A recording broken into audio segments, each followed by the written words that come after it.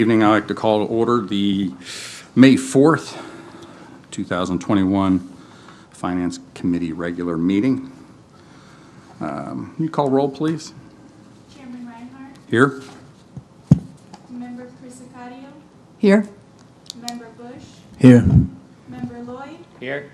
Member Hoagland. Present. Thank you.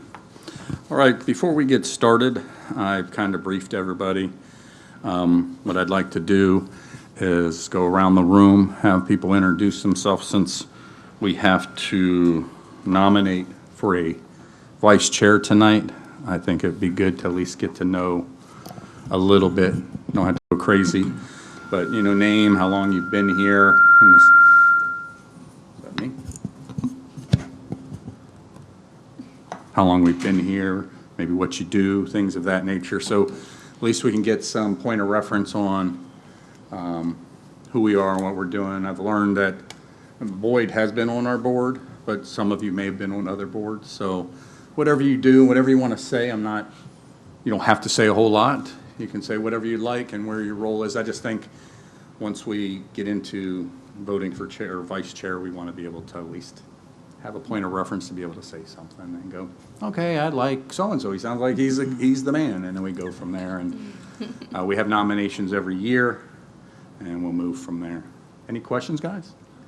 Again, I know it's a new board, so as I talked earlier, don't hesitate to speak up as long as we're not interrupting somebody.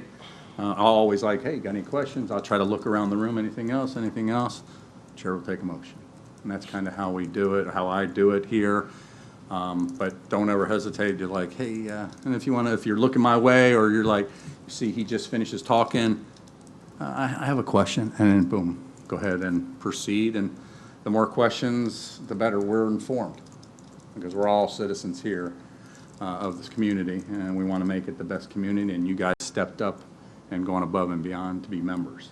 So that's a lot, in my opinion, for people to volunteer your time after work or this late in the evening and coming in on a quarterly basis and trying to hear Wendy tell us how we're doing financially. And we're going to have a big budget meeting, and it's going to be a very lengthy budget meeting in July, so be prepared for that. And we'll talk more about that later. Any questions? I'm pretty informal, so I'm not about Misters and Mrs. I mean, if you do want me to call you by your last name and hey, get me aside and say, I'd rather be Mr. or Mrs. So-and-so. But I'm David, so I don't really need to be called anything else but David. So you don't want to be honorable or anything? Not at all. So I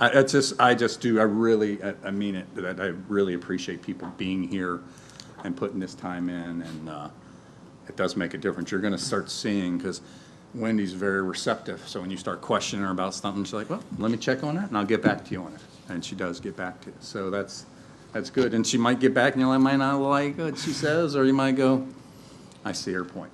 Mm-hmm. But when we don't, then we're hey, we can question and ask them, and hey, can you ask the city manager next time, can he be here? Because I've got some really concerns about this. And if we all feel that way, Bill usually shows up and can help us out. But I'm assuming it'll be here in July, and it's going to be an interesting process, and however they present, and we go from there. So, all right. Kyle. All right. My name is Kyle. Lived in St. Cloud for about 6 years. Own a couple of businesses. I have 6 kids, and I'm about to be a father. So, Well, congratulations. yeah. Well, thank you. You're welcome. Welcome aboard. Thank you. Looking forward to it. My name is Ashley. You can just call me Ashley. I am a logistics systems manager. I work for Disney World, so down the street. I've been in St. Cloud for 3 years. Very happy to be here. Hopefully it's a permanent residence. Great place. This is my first time serving on a city council before, but I've been a part of a lot of professional organizations and some of their boards in the past. Awesome. Welcome. Thank you. My name is Terry Lloyd. I've lived in St. Cloud about 20 years now. I retired from the Air Force. My last station was over at Cocoa Beach. worked at the city of Kissimmee as the airport director over there. So as a department head, I've had a board as a staff member. So I know that side of the table pretty well. Coming over from the Economic Development Committee, I was with them since they started. And happy to be able to serve. Awesome, thank you so much. Boyd Hoagland. I've lived in St. Cloud since 2010, and brought us here is the fact I originally worked for the JCPenney Company, took early retirement from them, went to work for another software company as vice president of administration and finance, and then I was called on a mission for our church and served for 3 years in Montana as president of the Montana Billings Mission, came back home, settled in West Palm Beach to be near our daughter, started my real estate and mortgage brokerage company, and received another call to serve another mission for our church, and came up and served as president of the temple up in Windermere. I don't know if any of you have seen that. So finishing that, I came down here and went to work for a company here in St. Cloud, vice president of operations. And then when they relocated, I did not relocate and started my own business. That's what, 4 or 5 business. So I started my own business for several years, and finally, based on pressure from my family, retired from that, but enjoyed working with the chamber.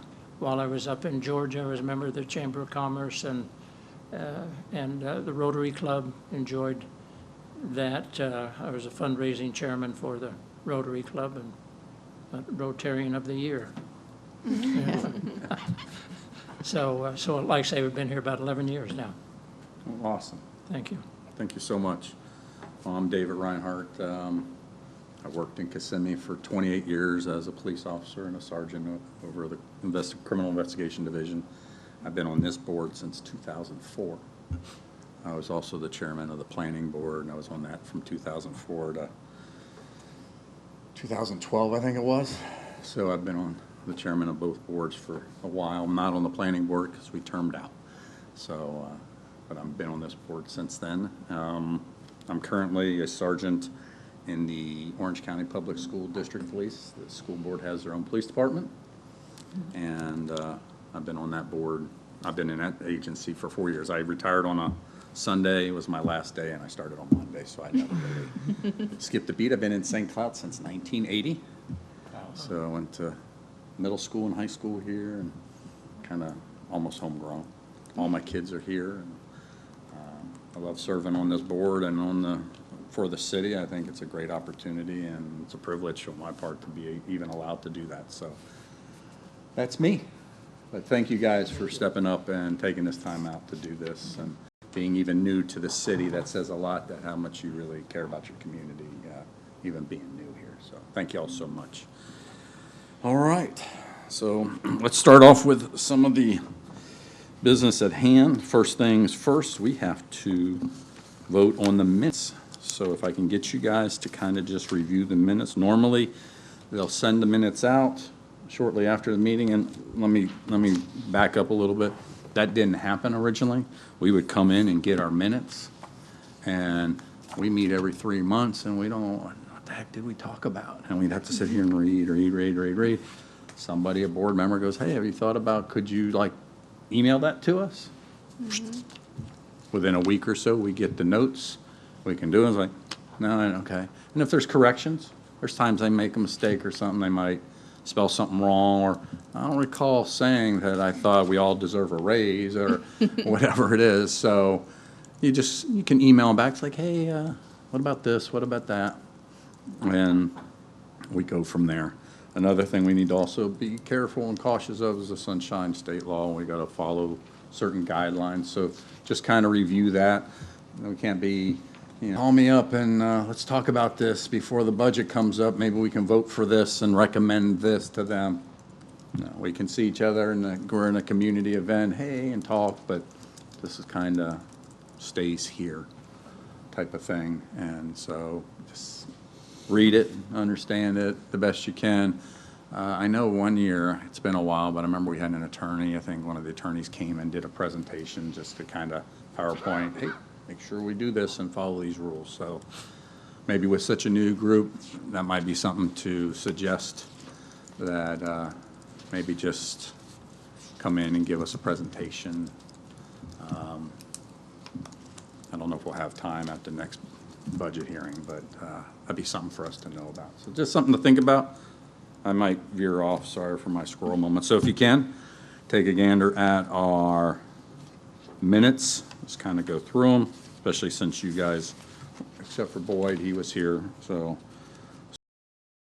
But you'll see, whoever speaks, they will address it, and you'll see your name here, and they'll go, oh, they asked this question, that question, so. Sure it's accurate. I'll give you a few minutes. I appreciate Lainey making the corrections, because you originally, on the original note, she said, Member Hoagland interrupted the group, and so on. No. Yeah, we tried to use a new company to help us with the minutes, and it didn't work out. Old functions. So, no, so, I haven't read them, no, I find no changes or anything.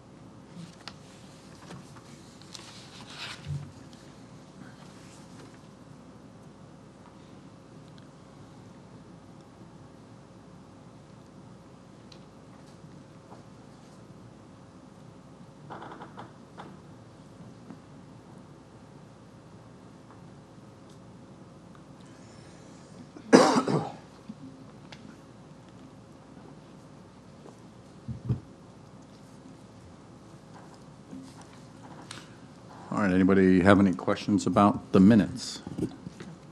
If there is none, Chair will take a motion. I propose that we accept the minutes as have been provided for us. We've got a recommendation for approval for the minutes from Boyd. Do I have a second? Second. Second from Ashley. All in favor, say aye. Aye. Any opposed? Passes unanimously. Thank you. All right, previous business. Fire Station 32 tour on May 18th. Is that still a go, Wendy? Yes, sir. I'll brief you on that. I'm going to stand if that's okay. Wendy Colazzo, Finance Director.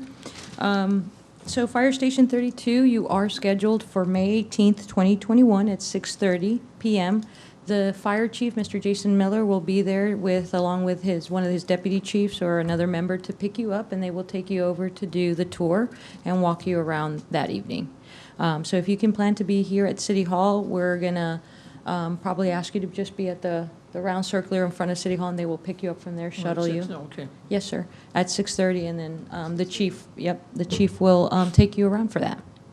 Awesome, But thank you're you. all set. And it'll be Station 32, so it'll be some really interesting stuff to tie in all the numbers you hear and actually see the facilities. Is that the one by Kissimmee Park Road? Yes, Yeah. sir. Yes, sir. Very interesting.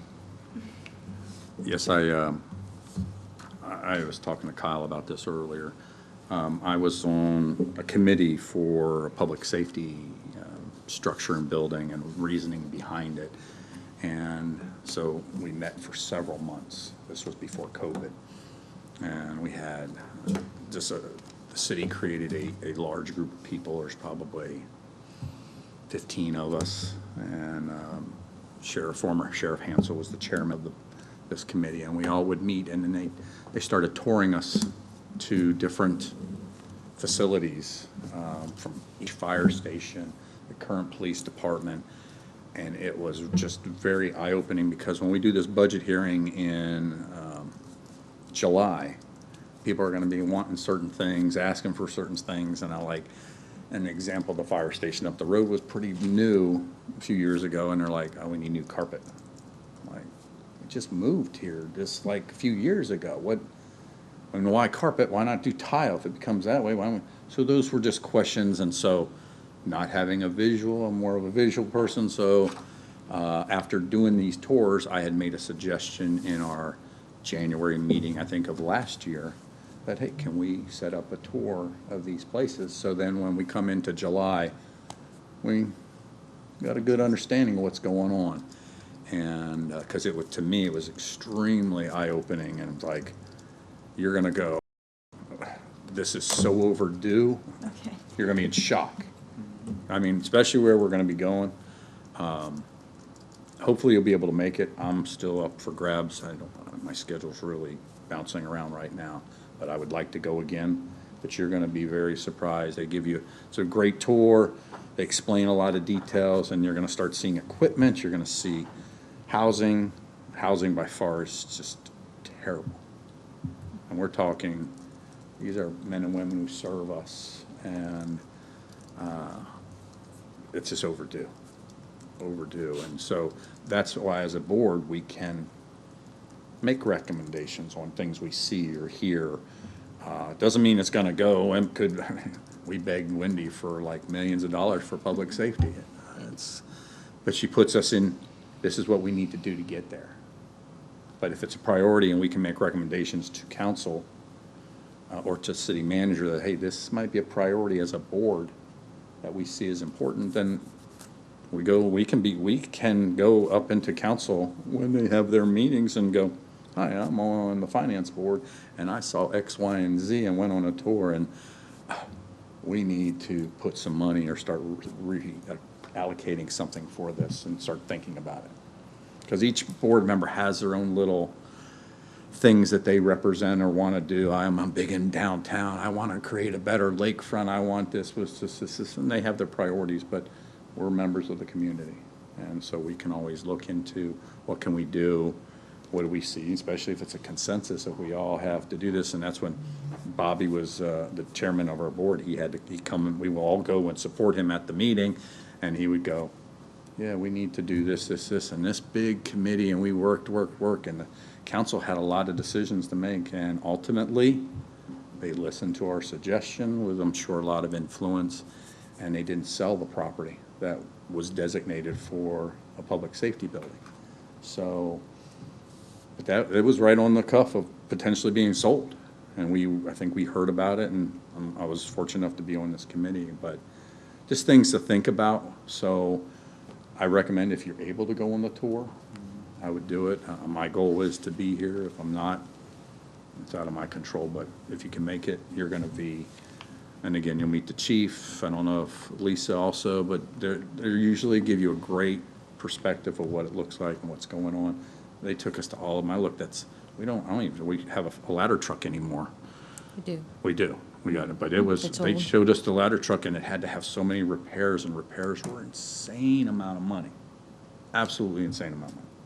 And we're like, but that piece of equipment was the only one we had at the time. And so you'll see as we go, I'm not going to influence you, but I think it's just a good board, a good opportunity, and so I really appreciate this, giving us that opportunity to be on these, and hopefully we'll go throughout and start seeing it before we even go to our budget hearing, and when we go through that budget process, then you're like, I remember that.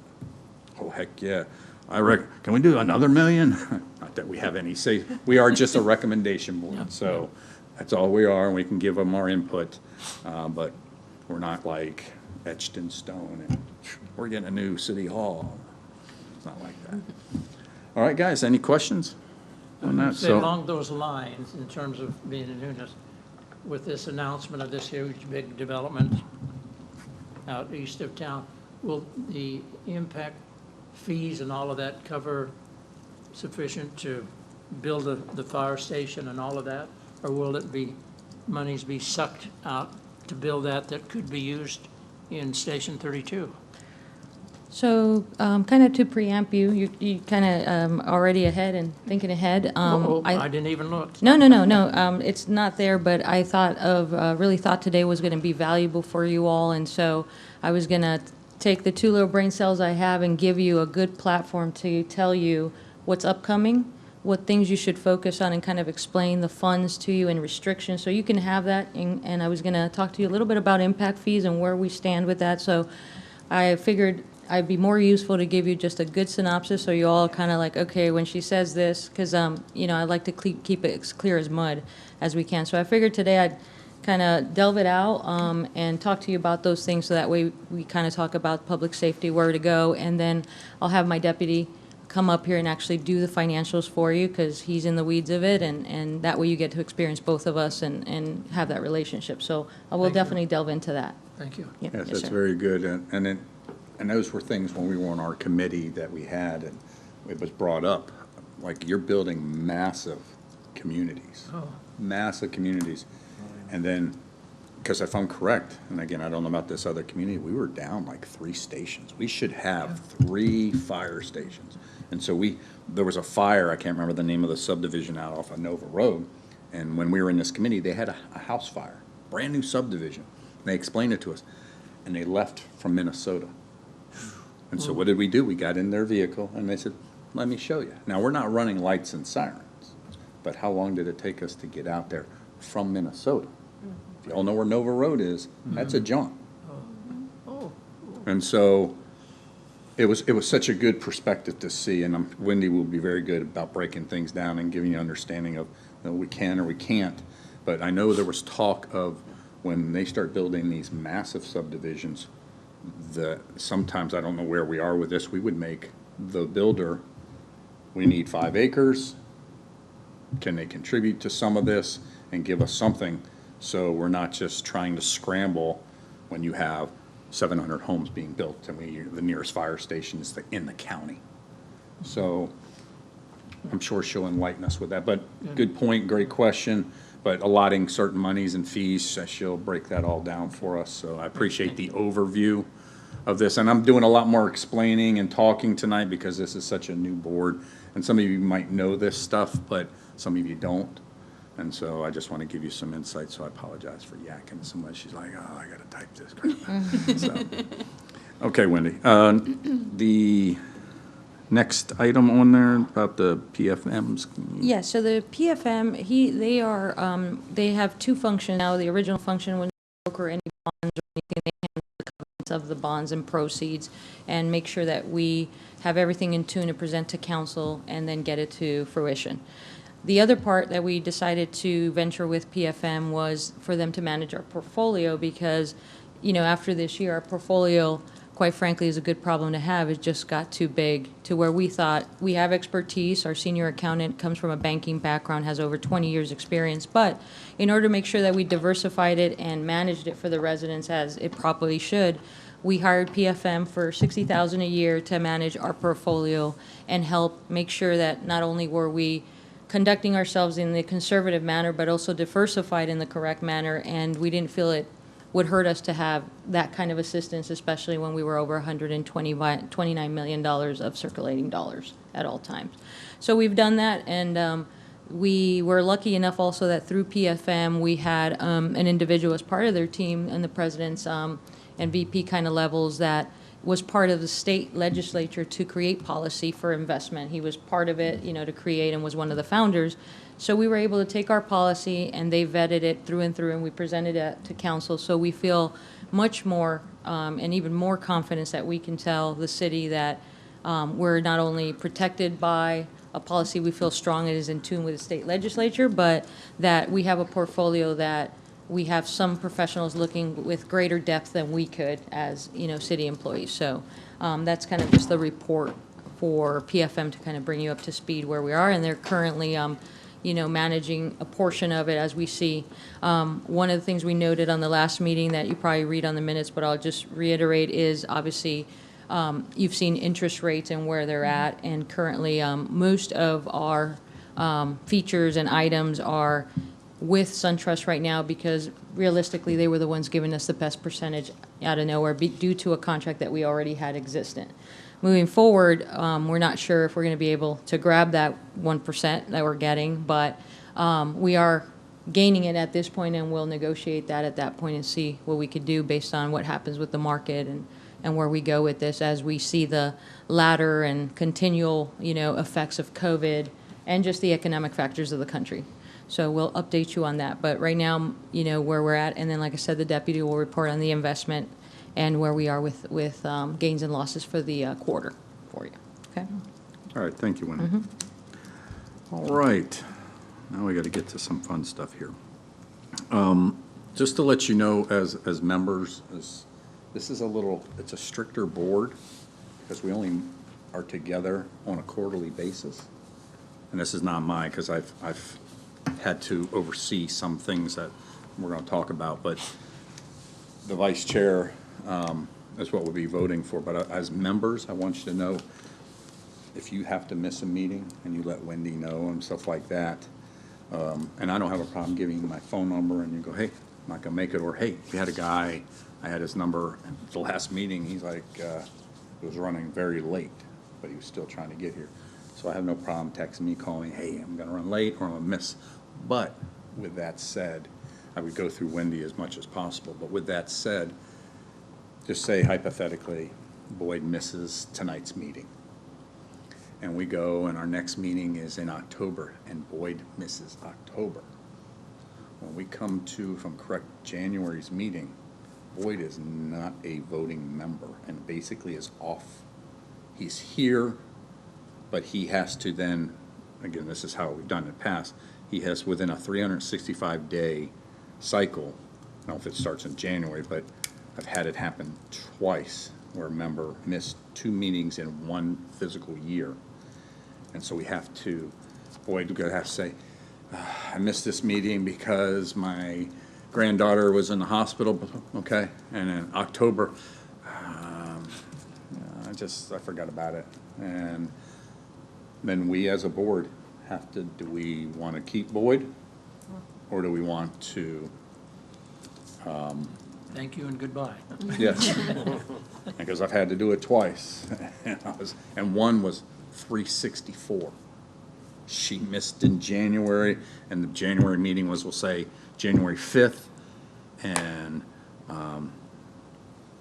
she missed her second meeting, and it was January 4th of that, when we held that meeting, and they told me, I'm like, really? 1 day off? So and I think we've asked, I don't know where we ever came about with it, because we're volunteers.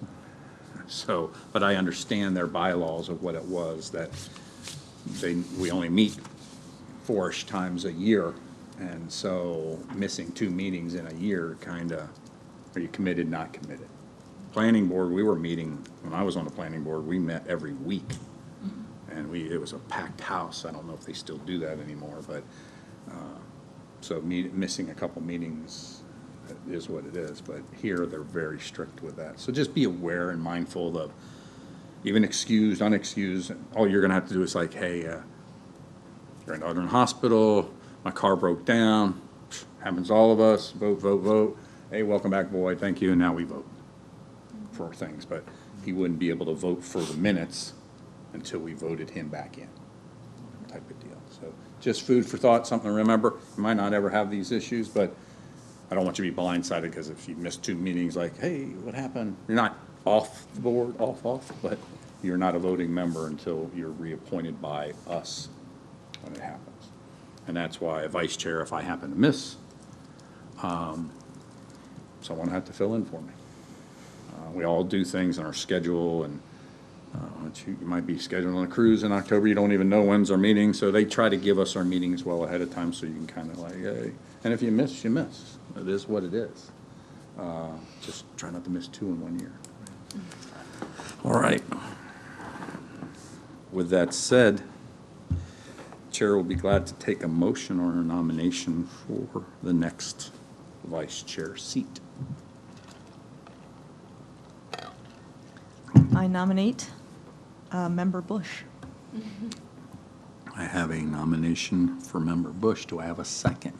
Are you looking, this is Member Lloyd. No, Member Bush. No, he's Oh. Member Lloyd. Bush is Lloyd. next Oh, to your right. Member Lloyd. Member Lloyd. I have a recommendation for Member Lloyd. I'll second. I have a second. All in favor for Mr. Lloyd to be vice chair, say aye. Aye. Aye. Aye. Any opposed? There is none. It passes unanimously. Congratulations. Thank you. All right. Now we can get to the fun stuff. Wendy, financial, a summary of the budget.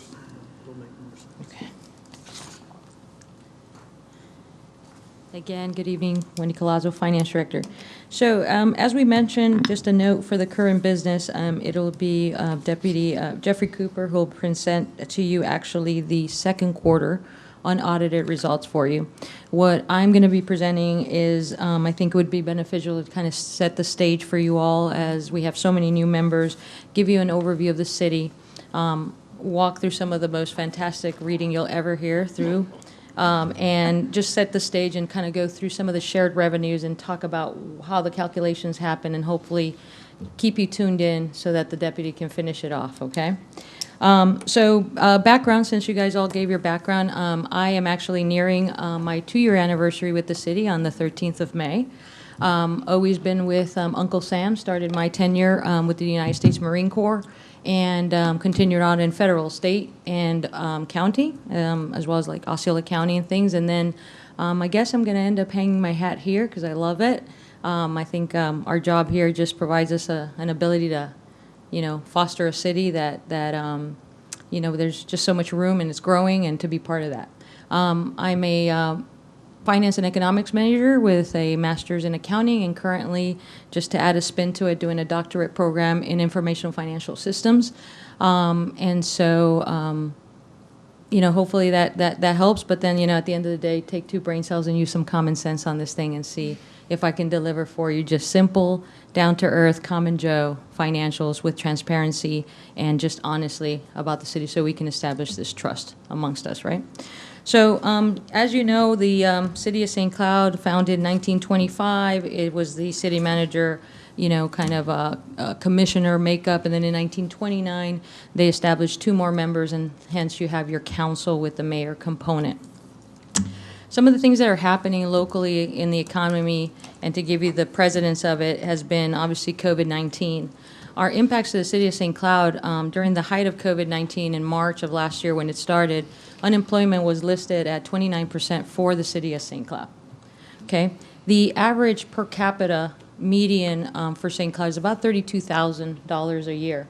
And per capita, for your educational purposes, and in case you know it, I'll just reiterate, is just the sum of income divided by the amount of the population. So whenever you hear per capita, it just means per individual. So that's the per capita. So the average person here is averaging 32,000, but the average median is about 52,000.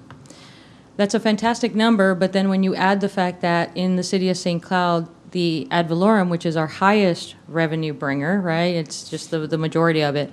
House prices have gone up 8 to 9% year over year, which means that the house prices in the local economy right now are 7 times what the average person is making in St. Cloud, and hence why you sometimes hear the residents say, help the residents, we can't afford nothing, you know? But that's just the beautiful thing of supply and demand and the economics of things. Why does that affect us is because COVID, while it wasn't an instant effect, it has a trickle effect that will keep going on, and we still haven't had the full effect. One of the most immediate effects we had financially was like our Parks and Rec division. People couldn't bring their kids to our summer programs. You couldn't rent marina boats. You couldn't rent the marina for your events, so we lost all those reservations and things of that nature, and, you know, very quickly lost income and revenue there, potential on that year. So I created a financial sustainability plan at the time that kind of overlooked that and how we were going to do that. And the approach that I told the city manager, you know, that I'd like to do and align with him was a conservative approach to budget. You know, we have to spend the money that we budget closely. We can't, you know, a lot of people will spend 80% of budget here and it's okay, but really we want to spend the money to pump into the infrastructure, do what we said we were going to do, because then what happens is, as a committee, you'll get things like, well, they never built that wall or that street. So we have to try, you know, I mean, COVID put a damper, but right now, realistically, infrastructure-wise, we're about two and a half years behind, you know, with everything, adding COVID's effect and everything. So, you know, we're doing the due diligence to ensure that people are getting stuff done and they can do it, you know, and that aligns to the vision of the city manager with the council to get things in. Some of the things that you need to know, fund-wise, there are 30 total funds that we categorize by different things. You've seen the general fund, which is for operational activities, government activities, right? So public safety, parks and rec, community development, public works. Then we have 12 what we call special revenue funds, which cover things like your impact fees, which include sewer impact fees, water impact fees, the 1% surcharge.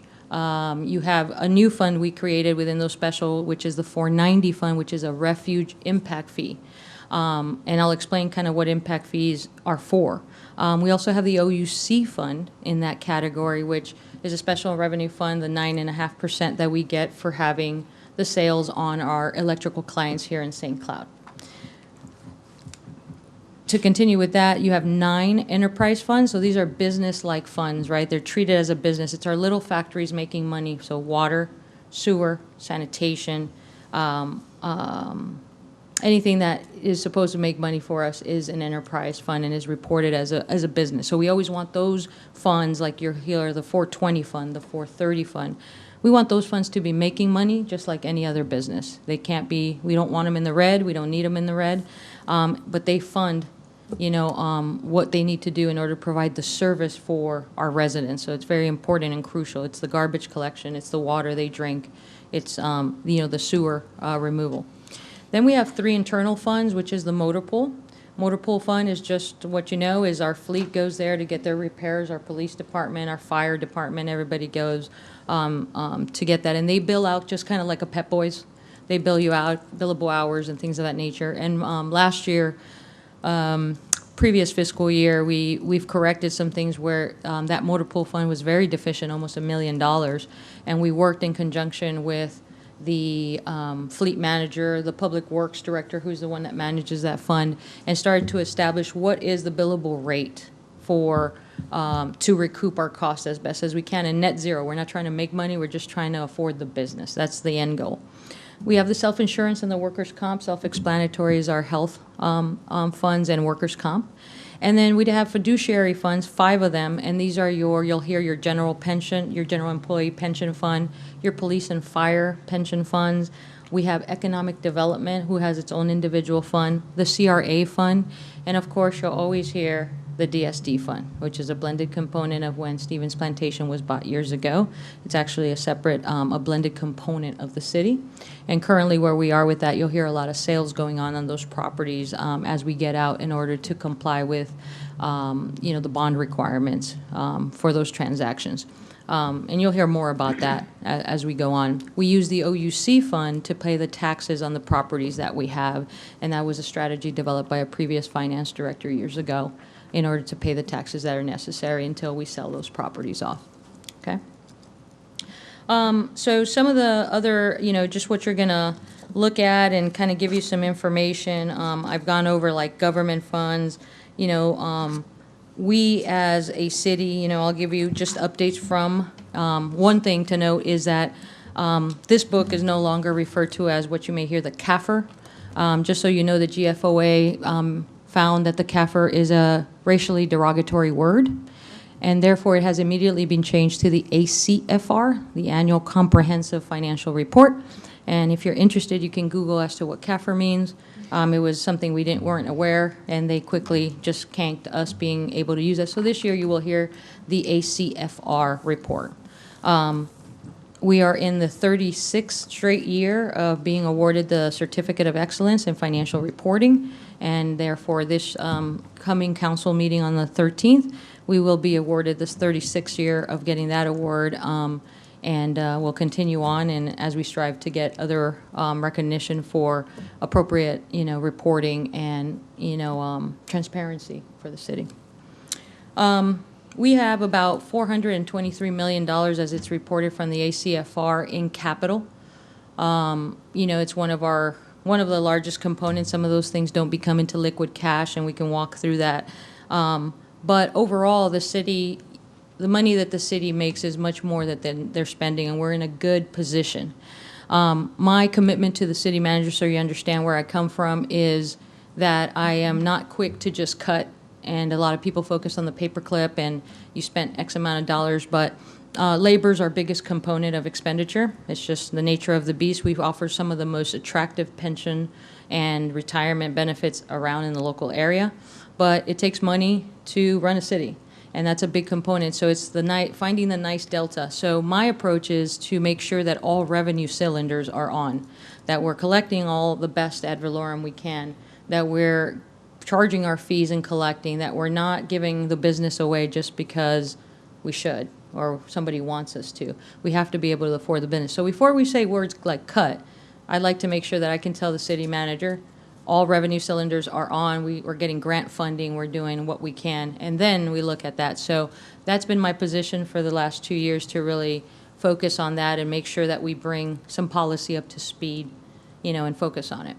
Some of the key components that as a finance committee we request your assistance on in thinking outside the box within the constraints of government. It's a very hard thing, right? So we're not a private industry, so we can't rock and roll like a Google or an Amazon, but more ideas the better.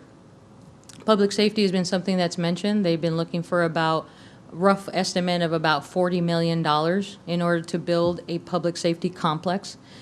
Realistically, the city cannot broker that and bond it out, or, $40 million. We don't have the revenues to pledge that immediately and pay it back, not in the time frame. So we've offered different strategies as far as maybe phasing this out and what can we do in 3 years, 5 years, and 8 years if we feel confident that we can invest in this project, but not for a $40 million ticket.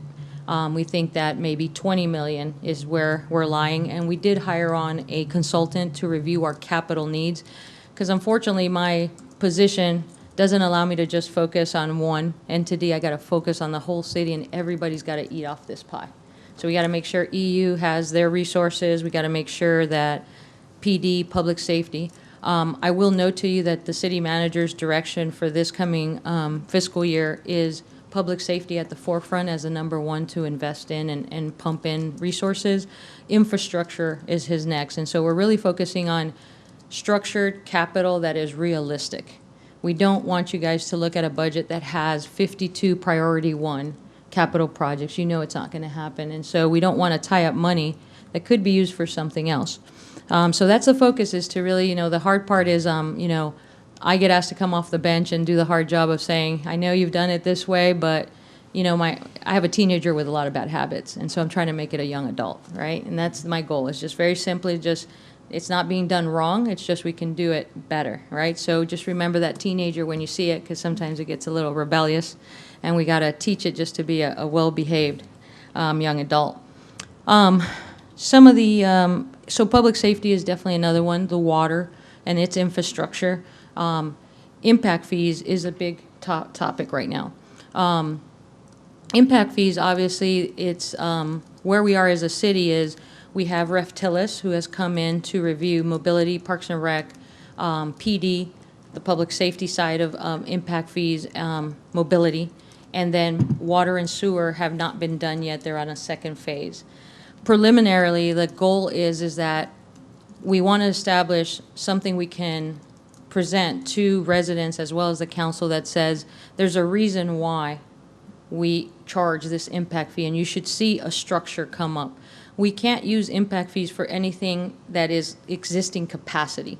So if we have a fire station that is covering new area, absolutely, we could use an impact fee, but we cannot use it to expand on an existing area. So Station 32, we can't just use impact fees to build on it unless we get more, something annexed that increase that capacity in that area. So very simply, that's what impact fees. In the water side, the same thing. If our capacity is an 8-inch diameter pipe, but we need to go to a 12-inch, then that's new capacity, we can use impact fees. So it's a very high delta with that. Right now, some of the funds that you will hear on the impact fees that are hot topics are mobility. Mobility now covers replaced road impact fees, which before used to only be for construction and roadway, but now it's extended to trails. It's extended to anything that moves bodies, right? So bus transportation lines, sidewalks. So we are very, very healthy on the mobility side just because there hasn't been any capital last year that was aligned because it has to be part of the master plan. And all the divisions now have worked towards what they're going to do with that, and so we'll put that into budget. But currently, we have about almost $17 million sitting in mobility funds, but it's restricted. So we can't, we can't just say everything gets paid by mobility fund because it has to follow a mobility plan and master plan, right?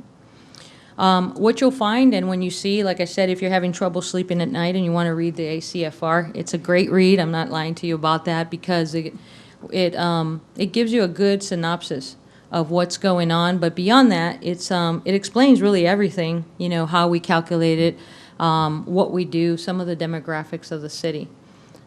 The biggest thing to note, it's very simple. Like I said, you don't need rock and roll degrees or nothing like that, is that we have money, but there are reasons and purposes to use it for, and we can't, and it is not our job to take it upon ourselves to use it as we please, because it is not our money. And so that's the focus, is to teach people that, things that are restricted, we can't just use it for anything we want. There's, resources that are restricted for the fact that they're not liquid cash, like fixed assets, prepaids and things of that nature that will never be cash. So consider that when you look at it. We try to partner with these, like the Public Safety Committee and stuff, to have them look over and kind of give us an idea of, like, what do you think? Where should we get the money? And we will consider anything that's reasonable, logical, and ethical. So that's what we're working on right now. I have right now a draft from our consultant for the 5-year capital from fiscal year 22 to 26. We are vetting it with the city manager for sustainability and what we can really do. And we will present that in conjunction with the regular budget. So you'll have your operational budget, and then you will have your capital budget. As the chairman mentioned, budget night is a long night. We slot 2 days. Chairman does not like to go 2 days. I think it's too long for him, so we go through it, and we try to give options to see if we can, because there are people, obviously, everybody works, to get here a little earlier. This year, I think one of the biggest differences is, obviously, I can't ever take away credit from my deputy who came on board and has streamlined and pulled the layers. As he says, he's unveiling little pebbles and rocks that he finds all the time. And we are launching a new system called OpenGov, which will provide a dashboard for the budget. But this year, we will be, as finance, spearheaded by the deputy, to input that information for the staff. We're still doing it in the AS400 format, but what we can guarantee right now, where we stand normally, we start inputting budget, or the departments do in July. It is May, and they are already inputting budget. The deputy has met with them, and so we're way ahead, so we have time to discuss and have intimate conversations about the needs and how we could support them. So we feel that you'll get a much rounder budget, not that you didn't before, but a well-founded budget that we can defend, and really won't need to defend. We'll say, hey, this is what we need to, in order to provide the quality of service we need for the city. So I'm looking forward to that. because we worked really hard to have a relationship that works with this committee, because we need a partner, like I said, to get ideas. So we welcome them. And then, like I said, if I got you for a couple more minutes, I'll give you a quick synopsis of some of the revenues that you'll find, and then I'll turn it over to the deputy for him to give you the real outlay of the second quarter. But in your package, you'll see the second quarter budget to actual revenue report. And I didn't mention, but if you have any questions for me, feel free to interrupt and stop me, and I will answer anything you'd like. Wendy, do you want to mention the ACFR, they'll be receiving the books after the May 13th meeting? Yes, thank you. So the ACFR, on the May 13th meeting, so you're advised, our city auditors, Purvis Gray, will be presenting the results of the audit. Once that is submitted and the council adopts it, you will receive this, the ACFR for your records, and you get your own individual book to read, and feel free to, if you have any questions, anything we can answer, and we can also coordinate for you to speak to the city auditors if you need further explanation, from them. We can coordinate that for you, okay? This following report, I'm not going to go line by line, but one of the, just kind of guide you through what this report is trying to achieve is, these are our largest revenue buckets that we get when it comes to shared revenues, those that are coming from the state or are based on local taxes, ad valorem taxes. So one of the things we did was obviously to give you the performance at this time. This is second quarter, so by percentage, we are at 50% of budget. So just simple math here, when you see something and you see that the percentage received is about above the percentage that we're at, we're ahead, right? So in this case, for ad valorem, you see that we're at 92% collected at the 50% mark. We're doing very well and only have 8%. Now, very well in collection, but remember, we get really fat at the beginning because we got all this ad valorem, and then we got to make sure this stretches to cover all expenditures through the lean months, and and when we don't get those. We've had a good rate right now as far as collecting on our past accounts. That's a separate revenue account, but right now we have 8% of unrealized, so we're well ahead of that. And as you know, that's based on the property values, related to St. Cloud.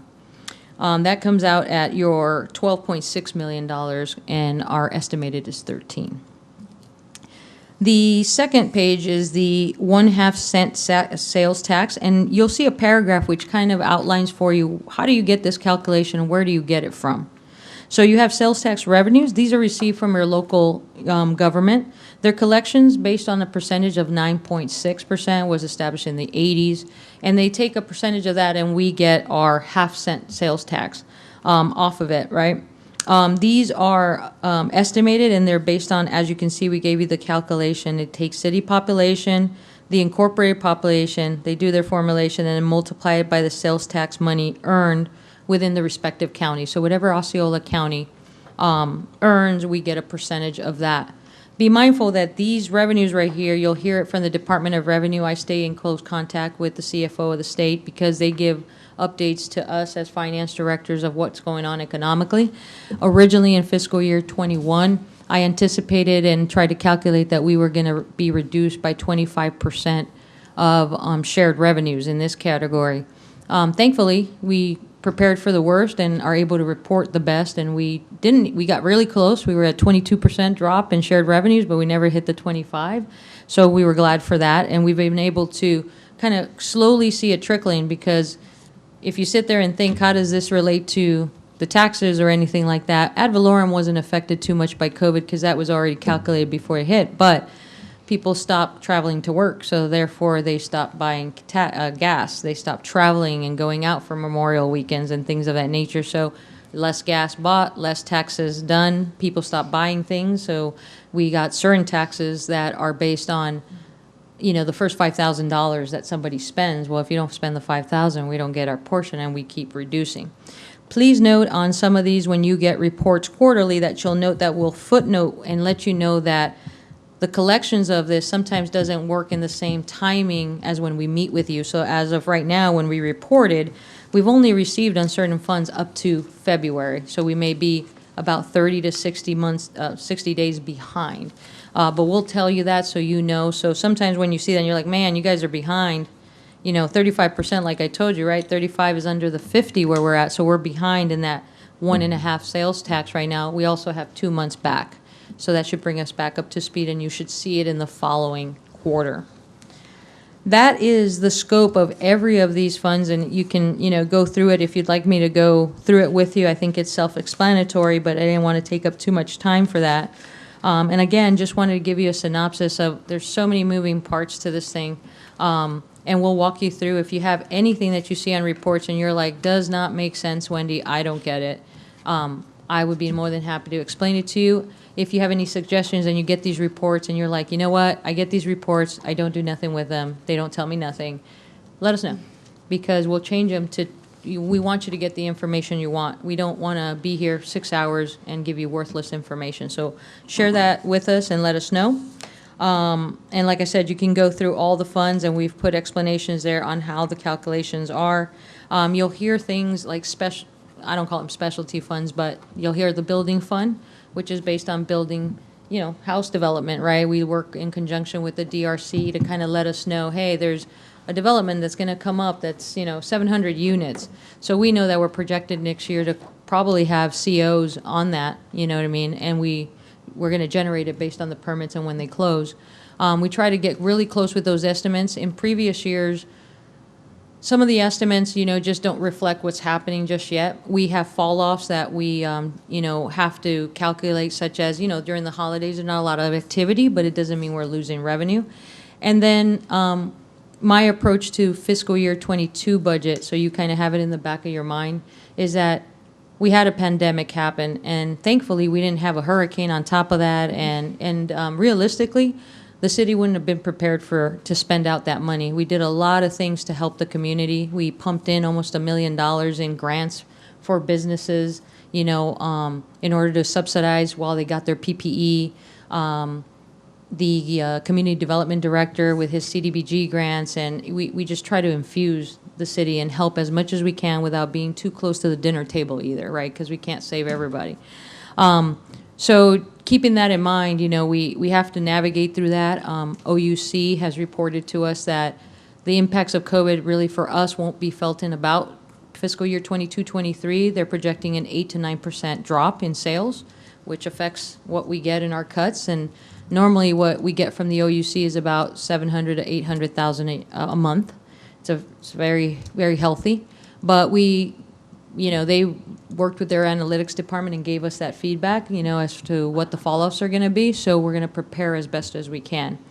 The pandemic just helped, establish a theory like 22 should really be a benchmark for the city.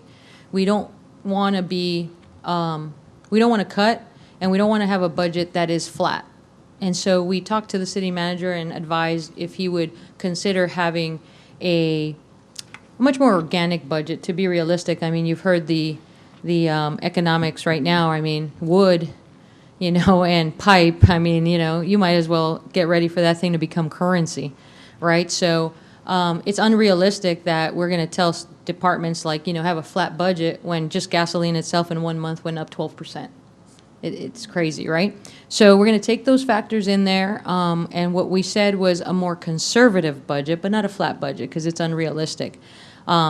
We did have, and Chairman Ryhouse was aware, and Mr. Hoagland was here during that, where we mentioned the matrix, and they've done an operational assessment of the city as far as what we need, police counts, how many firefighters, do we need an analyst to do X, Y, Z.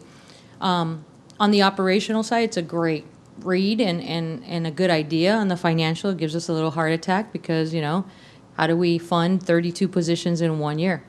We have to be realistic for the wallet. So in 2 years, I'll tell you that my philosophy has gone from, I used to be called the CF no, it's gone to not no, just not right now, right? And so I provide the best strategy we can with the deputy, and we're trying to just kind of make sure that we're efficient where we need to be in order to do the big stuff, which is the capital needs, the infrastructure that's coming, because 24 is a big year for us, and we need to be prepared. And I don't like to be caught, like any Marine, with their pants down and stuff. I like to be ready and have a plan. And so that's what we're trying to do, is prepare for the future. So like I said, any input for you, anything I could do to just simplify this thing, let us know. And hopefully, like I said, I've given you enough here just to kind of walk through, and like I said, the deputy will walk you through the actual performance of budget to actuals. And if you have any questions, let me know, or if I can provide any other answers that you need, or to your questions. Thank you. Any questions? Wendy, great job. Thank you for your introduction. So that was good. Thank you. Thanks. Doesn't look like Donna. No, Donna had a schedule conflict, so I get to do the investment part tonight as well. So my name is Jeff Cooper. I've been here for 48 weeks today, so almost 1 year. Spent 27 years with the federal government, most of which in the Federal Bureau of Prisons. Not in, but working in. Couple other federal agencies, and then I retired for 18 months and had my fill of honeydews. So I went back to work for the state of Florida for a couple years in Tallahassee, and then worked for the Greater Orlando Aviation Authority, paying the bills for the new terminal for a year. And since then I've been here, and as long as Wendy is not going anywhere, I'm not going anywhere. So that's pretty much what I tell everybody. So without further ado, we'll get into the second quarter budget report. That's the power presentation in your booklets. Yeah, it starts with Finance Committee budget report background. So this will be as of March 31st. I think you have the clicker. Do I have the clicker here? Yes. Do you want me to click for you? Oh, I think I can multitask. I'll be your clicker. Oh, here we go. That's why he makes the big bucks. Right. So the purpose of this presentation is to present highlights of the City of St. Cloud's second quarter budget report.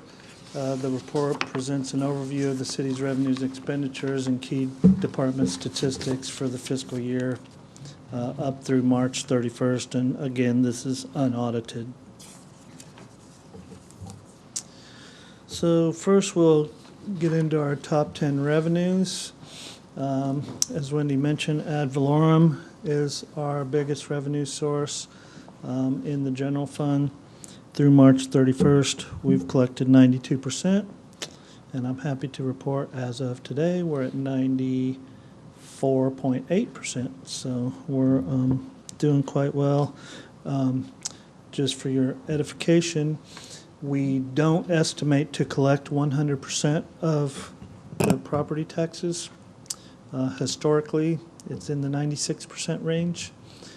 So this is 92% of our estimate, not 92% of the total. That's just for your own edification. Sewer service fees, 46%. And again, this is through 50% of the year, so that gives you a pretty good guideline for if we're a little bit behind or a little bit ahead. Water service fees, 43%. Impact fees, 77%. That's a result of all the building going on. They pay reservation fees for like the subdivision itself, which I believe is half of what the ultimate impact fee is going to be, so that's why they're really so high. But that's a good thing. The 1% fund, we're only at 31%. However, as Wendy mentioned, that is only through February. We get around $310,000 a month right now, plus we get approximately $200,000 a quarter. So we're missing March and we're missing the second quarter. So you got $500,000 coming in there. That being said, we're not going to meet our $5.8 million estimate. That was a little rosier than it should have been. I was new, but I will take responsibility for that. That shouldn't have happened. But fortunately, we do have a lot of fund balance in that fund, so we didn't plan to spend it anyway. So we're good there. Public service utility taxes, 36%. Again, we're a month behind on those. County gas tax, 30%. We're a month behind on those. Refuse service fees, we're right at 50%, which is good. And we also recently got some additional business from waste management. which left us some time ago due to a rate increase, so they found a cheaper way to get their trash dumped, but they're starting to come back, which is helpful. Stormwater service fees at 45%, and the St. Cloud OUC interlocal at 52%. Any questions on the revenues? As Wendy mentioned, this is all like fluid, like I put together all this, so if there's, as you start learning, if there's something in particular you want to see, I like creating stuff, so let me know and I'll make it happen. This is the major fund revenues. The general fund, 49%. That's good, but just remember that our greatest revenue source, ad valorem taxes, we've collected 92% of those. So the good thing is now that COVID has subsided, knock on wood, is that this summer our recreation revenue sources will return to pre-COVID levels. That is the hope. The water fund, 45%. Sewer fund, 56%. Sanitation fund is at 40%. Our budgeted revenues for those were probably a little too high because they included waste management, which had left us and now has only partially come back, but still should be okay there. Building fund, we're at 32%. The building fund does have a restriction on how much fund balance we can carry.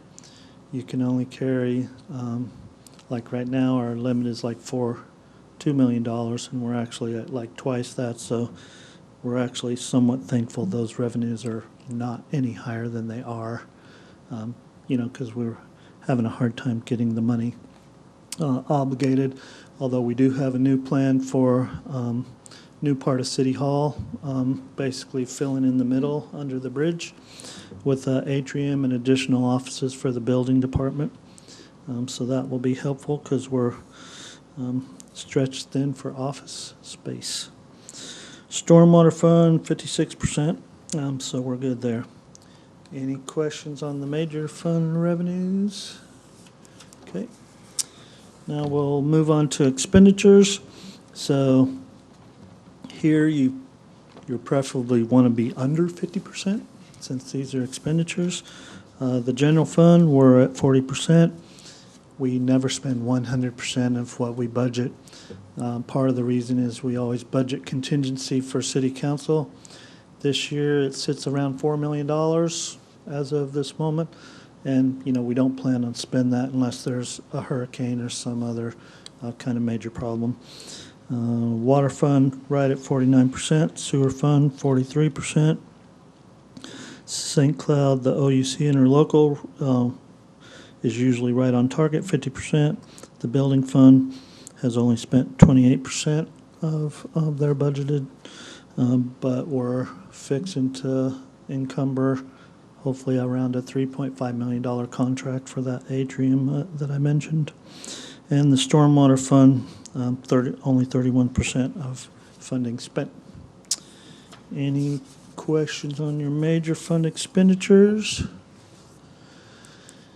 Major fund surplus and deficit.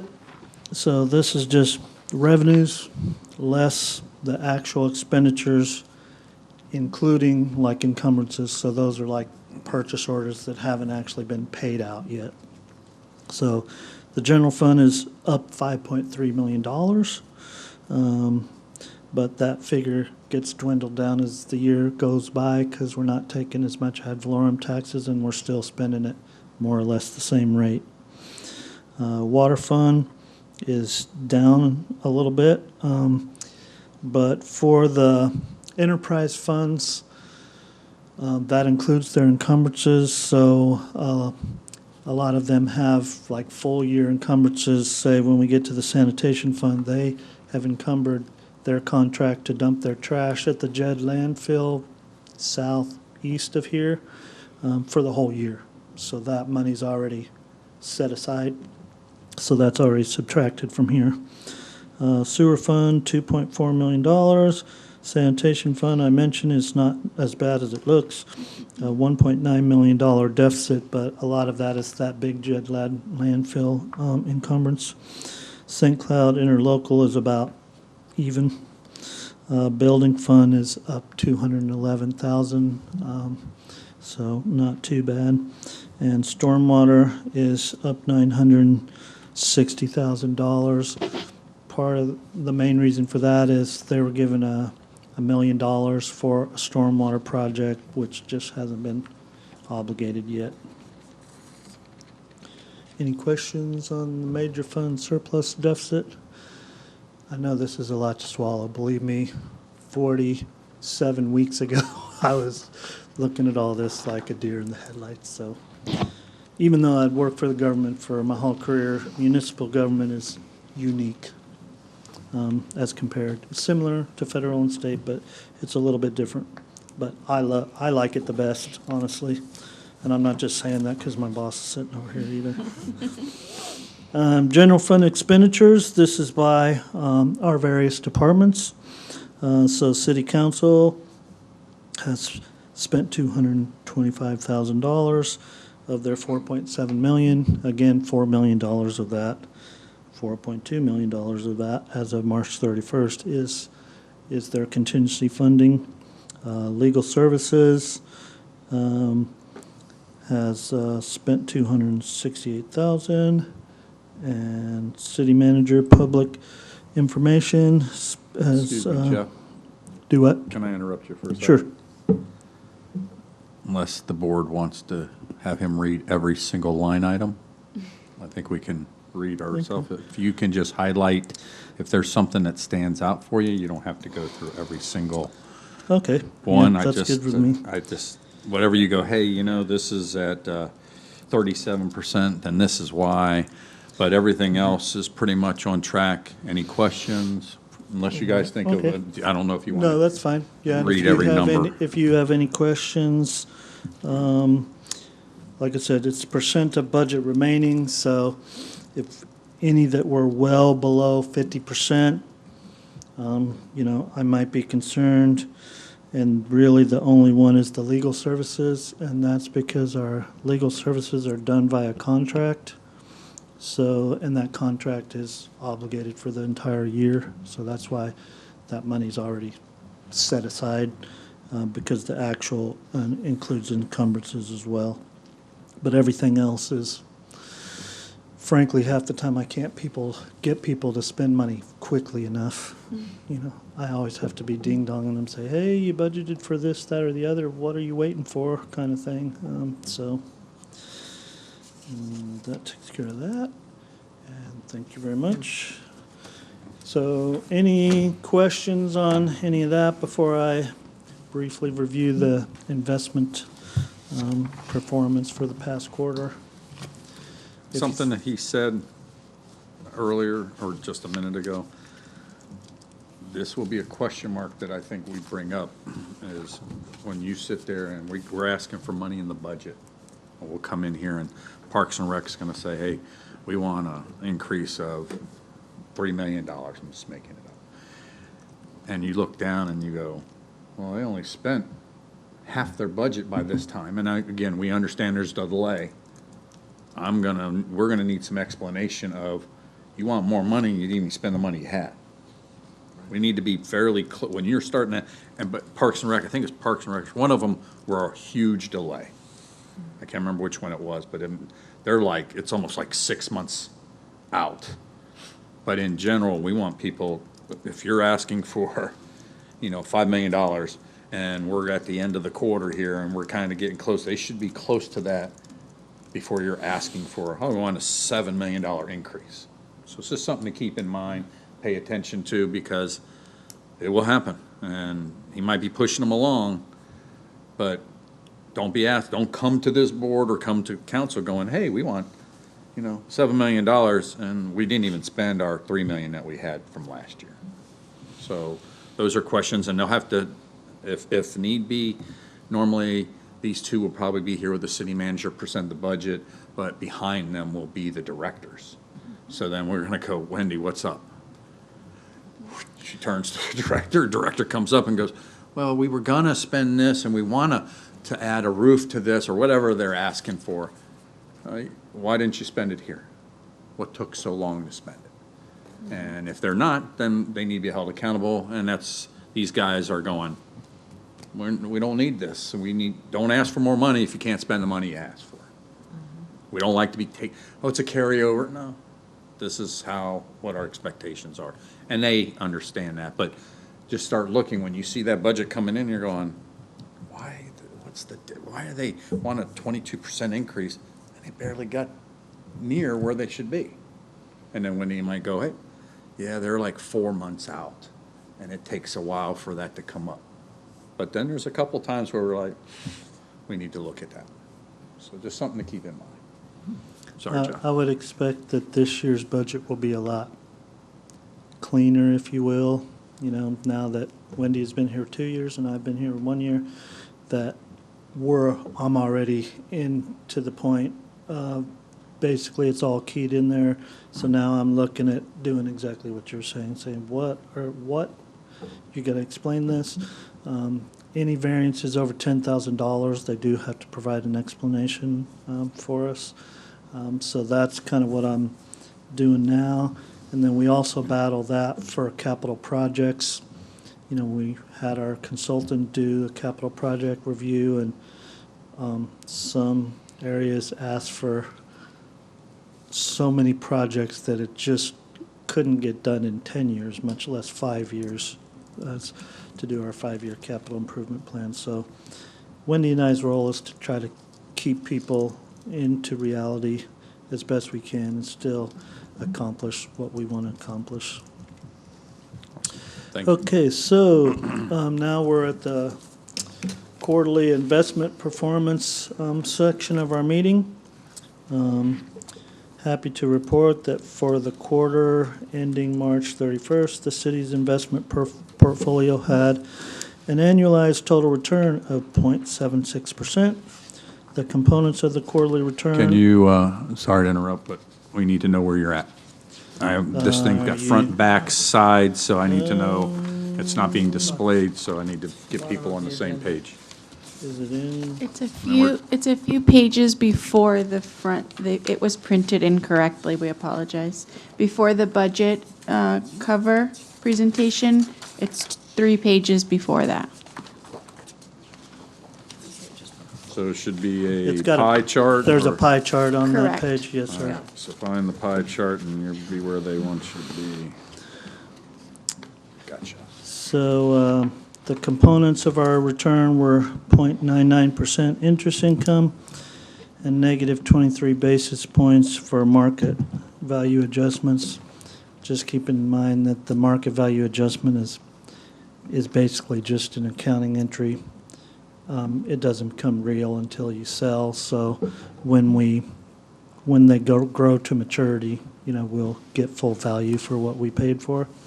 For those that are new, most of our funding is now with SunTrust. We have, let's see, what's like almost $148 million sitting with SunTrust, basically in cash. And the reason for that is we have a very good agreement with SunTrust, which we get 1%, which is these days is a lot. So we've elected to, as our other investments have matured, since we can't get better than 1% on the market right now, we just stuck the money in SunTrust, and it gets us 1% through February of 2022, at which time I can't imagine them renewing that kind of agreement. That's why we've hired PFM. So we're in the early stages of getting the money. We'll start transferring money to PFM as we get into the later part of this calendar year and the early part of 2022. And they will find, you know, the best rates that they can. They have a lot more resources than we do and research time to know where the best rates are. We're going to get less than 1%, at least for now, I would guesstimate. But they will more than repay the $60,000 that we're paying them to do that, in just increased earnings over what we could have otherwise gotten on our own. I have a question. Mhm. So that 0.76% isn't representative of what PFM had nothing to do with that yet. That is correct. So, That's strictly SunTrust less the market value adjustments on our remaining investments. I think our total is like just short of 170 million. So we have 23 million approximately of investments that aren't in SunTrust.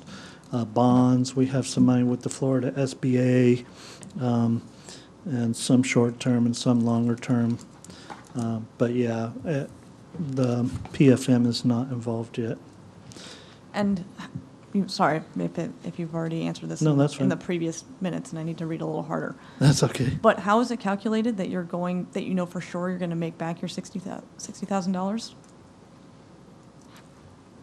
Well, we So don't. so you said we- PFM, that you It's- knew it was going to it's- pay for itself. but- It's an educated guesstimate on my part, knowing like what we could get ourselves knowingly, we could get about 25 basis points right now on our own, if we were investing it on our own.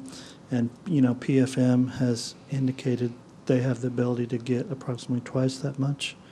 Okay. Just through, they have, call it an expanded product line that we don't.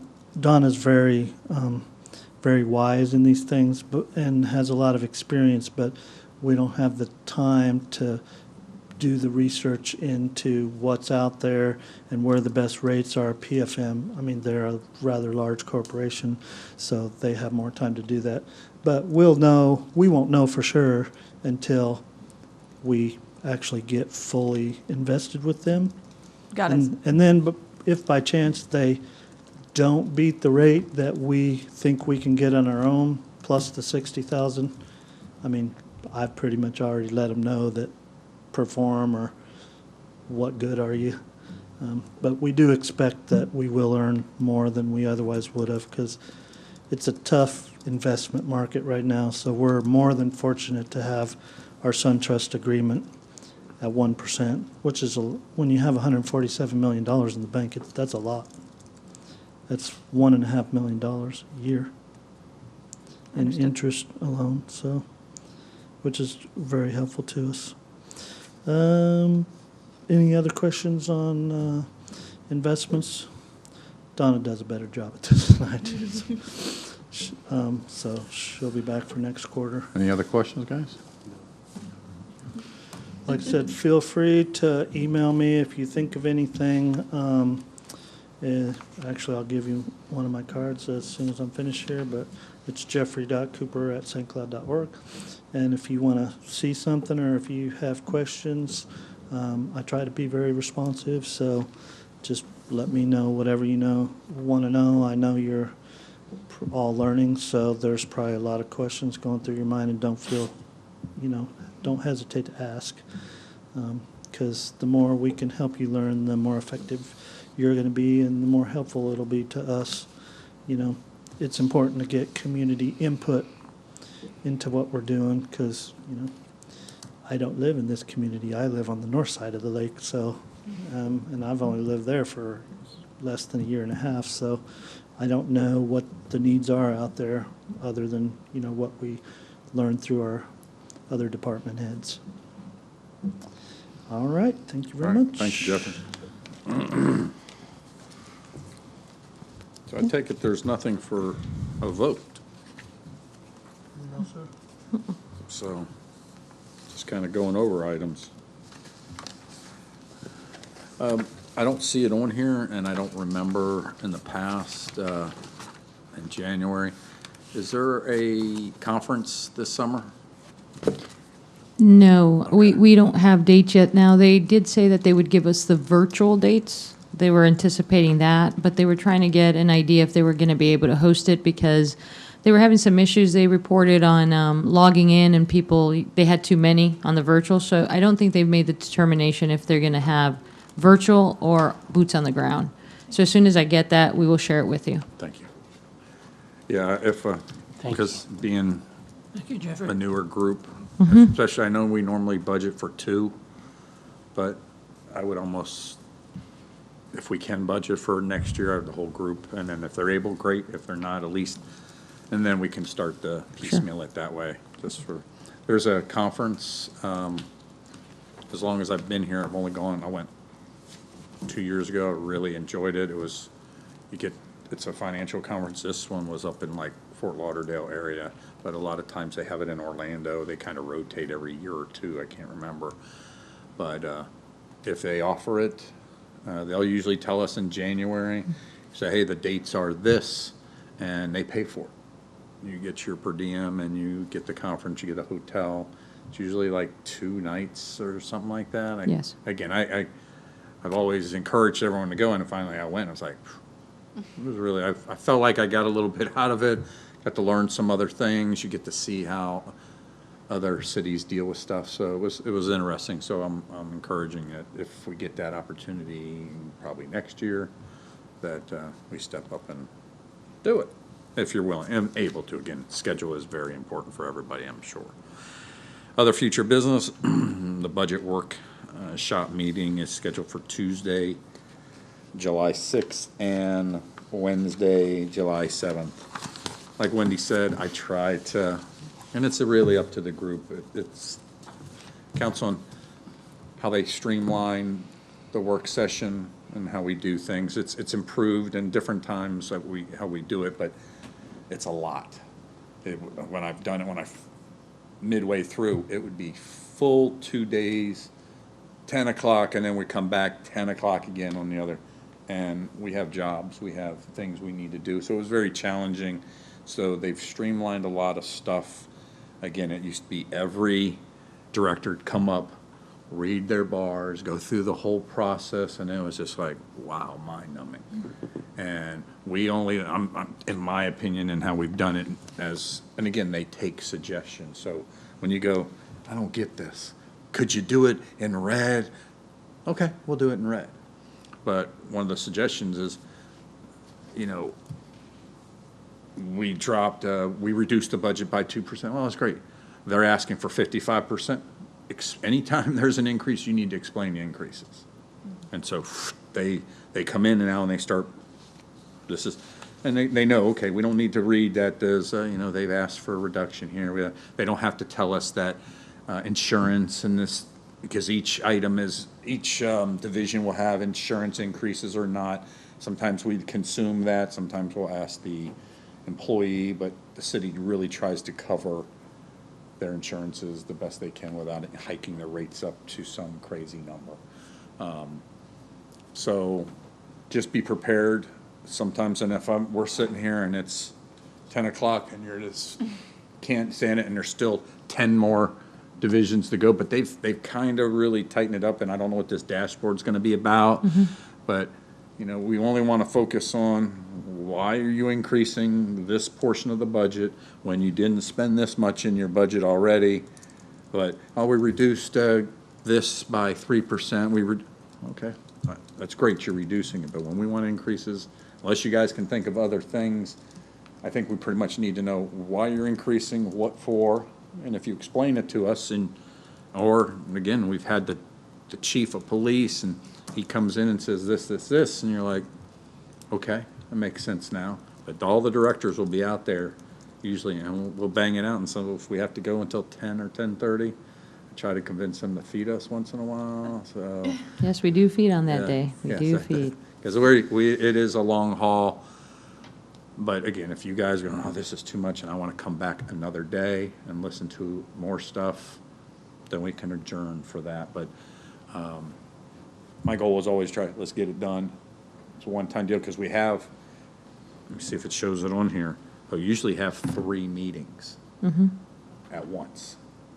So this meeting we just heard, we will hear it again. So we do like budget workshop, which kind of tells us what we just heard in fine tune. Then we have to have our quarterly meeting. So we'll have a budget workshop, we have to adjourn it, then we have to do a vote. So we redo the meeting, talk about, hey, she wants this, he likes this, we do this, blah, blah, blah. And then when we make our recommendations, I like to recommend approval of the 21-22 budget with the following recommendations. And you might have a whole shipload. He says 2 things, 4 things, and you just have 2 things, and then you read them off. And then they're typing away, making their recommendations, and boom, all approved, yay, yay, yay. Then we do this meeting, what we just had just today, financials and investments, and because we have to have our quarterly meeting. So we'll do 3 sessions in one day. So, but we've already kind of heard the budget, like, we have already heard what the budget is. So going over what we just did should be a quicker process. So any questions, okay, no, no, no, and take a vote or not take a vote, and we move on. So we'll have 3 meetings usually in one night, and if it pushes and we need to, and it's 11 o'clock and they're only 3/4 of the way through, then meeting adjourned, we come back and do it all over again. So I kind of I get y'all's feel for it. We need to take a recess, go to the bathroom, stuff like that. But these guys will start rocking and rolling pretty good. They know, they fine-tune some things. They know what we're looking for more so, at least the things that we've talked about in the past. And as we go through it and you go, man, I didn't understand a dang thing, what's going on. Then we got to back it off, or like you tonight. Don't understand. Where's this come from? Perfect. There's nothing wrong with asking questions and going, hey, I saw this here. They're going to send us the budget ahead of time. We shouldn't walk into this room going, I always like that thing. If they can get it to us a week in advance and deliver it to us, or we have to come and pick it up, it's a lot of stuff to consume. And at least do your best, so you're not coming in here blind. So at least when you start going, highlight whatever you want to highlight and go, what's this? What's this? Why is 74% increase? What the heck is that? Wendy's going to da-da-da-da. Okay, she answered it. Well, she just scammed right by that. Hey, Wendy, can you explain the 74%? Fire chief, can you come up? And the fire chief comes up and has to explain the 74%. Can I ask you, if we're doing our homework and we see something in coordination with the Sunshine Law, can we give you feedback and say, I have a question about PD and this, so that they know that there's a committee member that's probably going to ask that question prior to Absolutely. that meeting? Yes, according to the Sunshine Law, as long as you are all privy and aware of the question, and it's not a siloed conversation to Right. where I skew you or you skew anything, you're fine to discuss it. Official voting stuff has to be on the diocese. But anything else, you can ask questions that you want preliminarily. Some of the items, like you'll look at, that just to preempt you, is that variances originally was being reported anything above $2,000. It's been considered that's immaterial, so we've raised it to $10,000. That's material.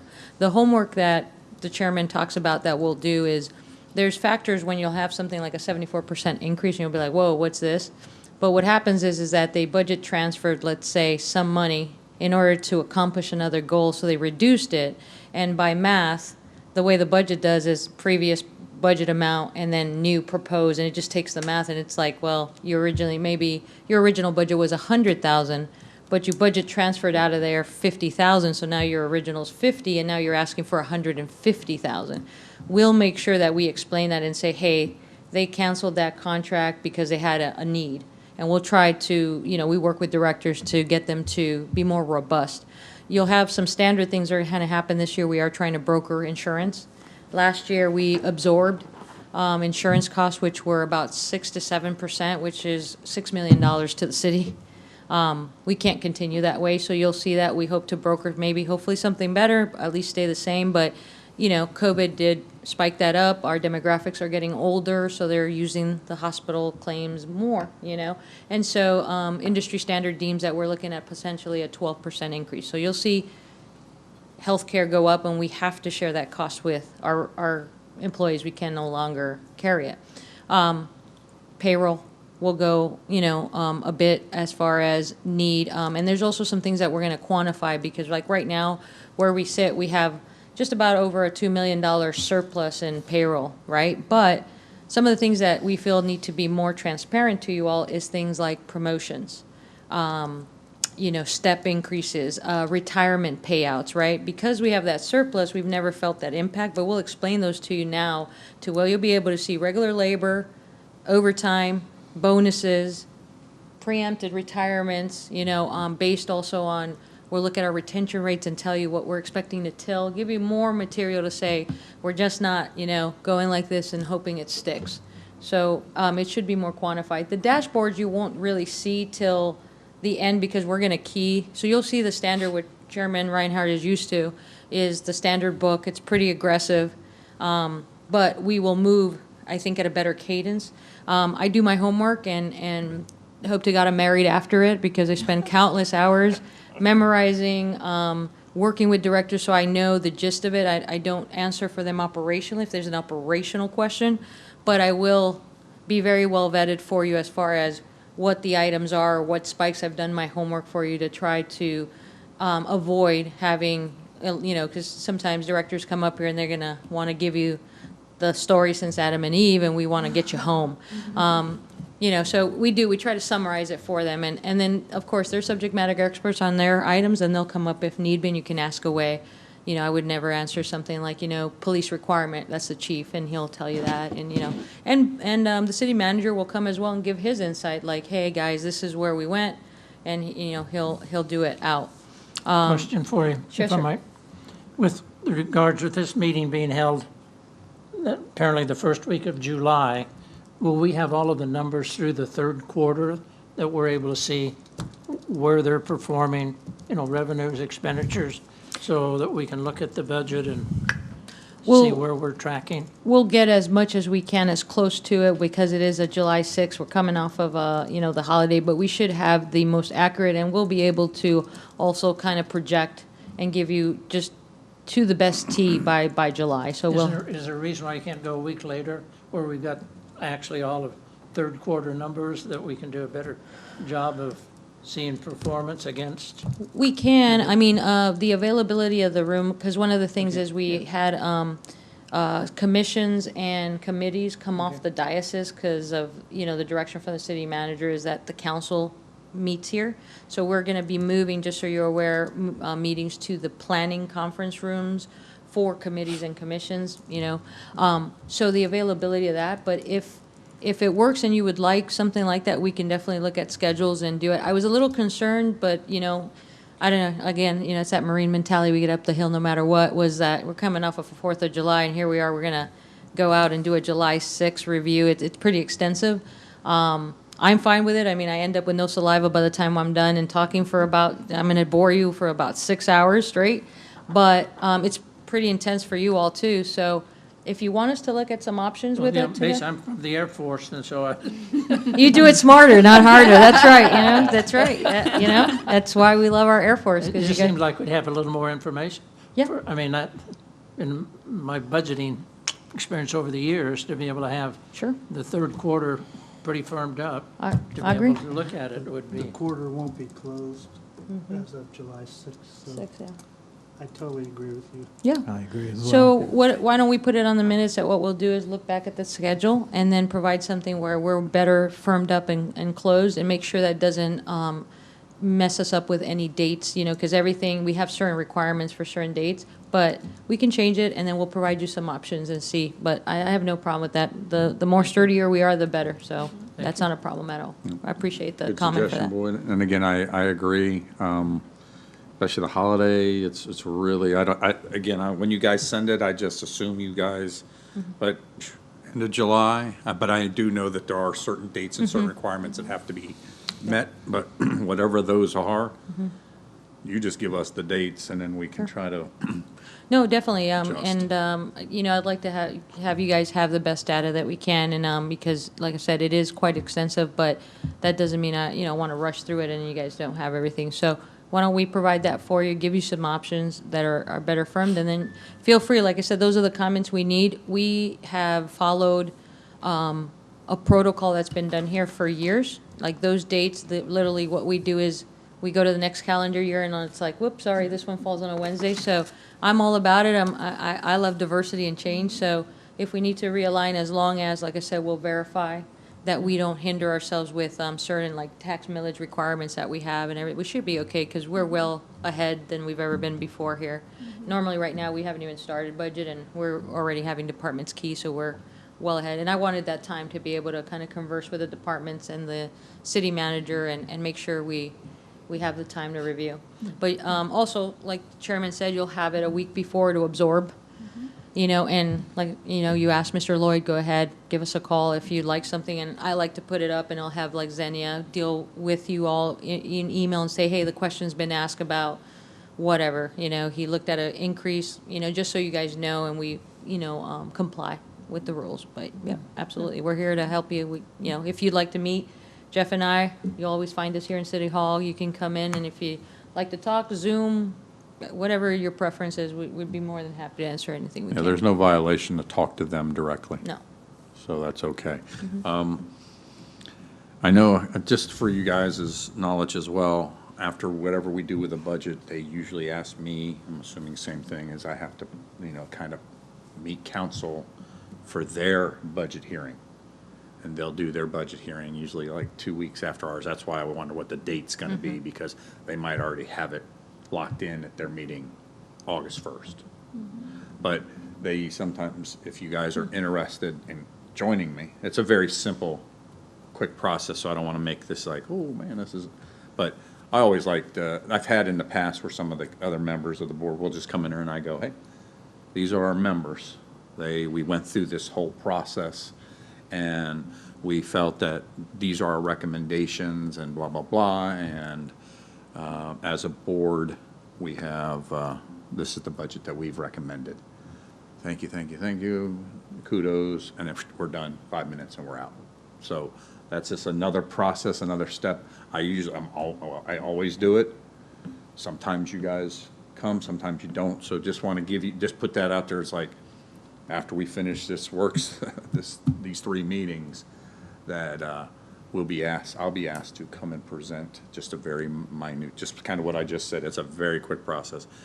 I'd always like to give kudos to you guys because it's you sat on this for numerous hours. They're gonna probably do 2 days of it, and they go kind of line for line, so that's why it's even longer for them. So I just want to give you that heads up. So I'm all for it later. However late you guys want to do it. If we did August, it doesn't matter. I follow, but whatever this agenda says to us, that's what we go with. And The chairman had me here till 1:30 in the morning first year, so it was eye-opening. So we got through it. we got through it. Senior citizens have a curfew. And it's a group effort. So usually the group is saying, hey, if I look over and You guys are people are dangling. dawned off and have to wake you, then we'll readjust. Don't worry, Boyd, I have a curfew too, so. Any questions, guys? Let me see what else is left. All right. I can see the comments from the audience. Will be none tonight. Chairman, just one, Yes, sir. nothing with the meeting time, but my thought is, for me, this seemed like a much nicer location and less setup time than we're moving over to that other meeting. And I don't know, I'd love to meet here rather than the other place, because it seems like less setup work for you all and whatever arrangements and that has to be made. I'm flexible enough to be able to, We used to always meet here. okay. With COVID, they, I guess, wanted a Oh. distance. But no, this used to be, Oh, I've never met anywhere else okay. the years previous, Oh. except there. Now, once in a while, again, she's talking about meeting on the first floor. I've had those meetings. That's a tighter Yeah, fit. We're all with a recorder in the middle, and we're in a conference table. So, yeah. I just, again, not having that experience, it just seemed like an extra amount of lot of setup and everything over there. And they are all in-house, so it's probably, I'm sure, much more appreciative for them not to have to travel over to the Yeah. senior center. Thank you. That's where Yeah. last And they're- few meetings have been. Yeah, they're not open anymore because they've come back over here, so we won't have them at the Magnolia. And it's just, we work with PIO and our visual tech to make it easier. We were going to do a different format today, and that would have cost them 3 hours of time, and we're like, well, why do that, So if we can keep it here, and the city manager's good with it, because whatever's easier, he's always good with whatever's comfortable. So we'll plan on being here. Even the budget meetings have always been here. So whatever's easier for our staff too, we want to, we're not going to make them change tables for 3 hours when we could just sit, So we'll do the This is best a so better- everybody's comfortable and as long as everything's okay, so. Yeah, this is a better environment. I like it. But this is all I've ever known. Once in a while, we meet downstairs. Over there was just an accommodation. Yeah. So- The That's all July I've ever meetings, the July meetings as well for the 6th and 7th were because there's a lot going on in this room in July. So that's why we were trying to play with the July dates to kind of accommodate to be in this room. So we'll go back on that as well and kind of check what's available for the room. Okay. Yeah, and again, if we have to push to August, I think we're pretty, again, what happens as we get closer to October, we're gonna have another meeting in October. So, Try to space and they it don't have them, I thought I saw a posting of the Yeah, meeting dates. October, yes, it's in the 26th. Okay, so that's when we'll be meeting again, so just kind of mark after our July or August, whatever Yes. meeting is, it'll be October. And they usually will have it on our agenda, so you'll look down at the end and you go, oh, we're meeting in October, and you'll have the dates. Any other questions? Boyd, good job, appreciate the Thank you. input. Any other questions? For Thank you. taking suggestions, I vote for August, the Yeah. 1st of July. personally. Whatever they can do, yeah, it's getting closer, whatever they decide to do, we'll be good with. No other questions? Meeting adjourned. Thanks, Thank you. guys. Thank you. Good job, first time, Yoda, good.